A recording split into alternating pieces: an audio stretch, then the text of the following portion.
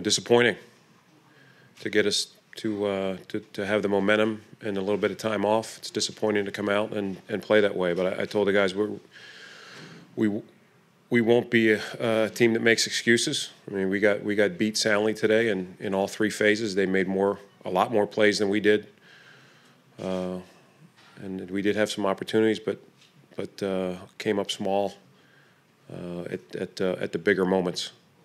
Mike, we talked all week about handling the success and getting first place for the first time. Do you think that had any impact on how you guys played? I don't know. I don't know. I thought we had a good week of practice, and sometimes that's hard to tell. I've been in this league a long time. You really can't use the week of practice to predict how the game will go.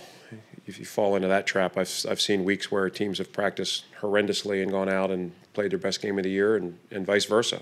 I thought our guys came back refreshed, focused, and we had a good week. We thought we had good plans on both sides of the ball, and we went out and they out executed us.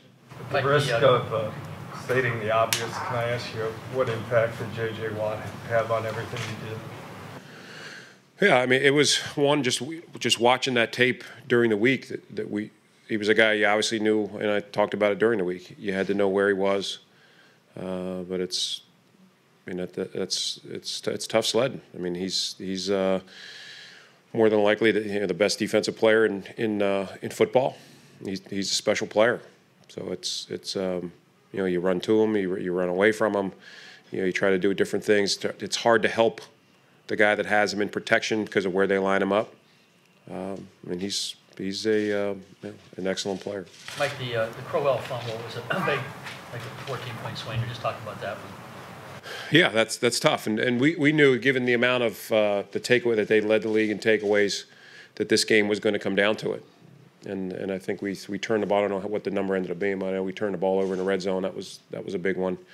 The one with Miles very uncharacteristically dropping a ball. Essentially went from having a first down and went to an interception because we felt that, hey, you get it to a one-score game, you got a chance, and there were a couple opportunities we had, and unfortunately we turned the ball over. I mean, we're not a team that can afford to be in the minus category in the turnover margin.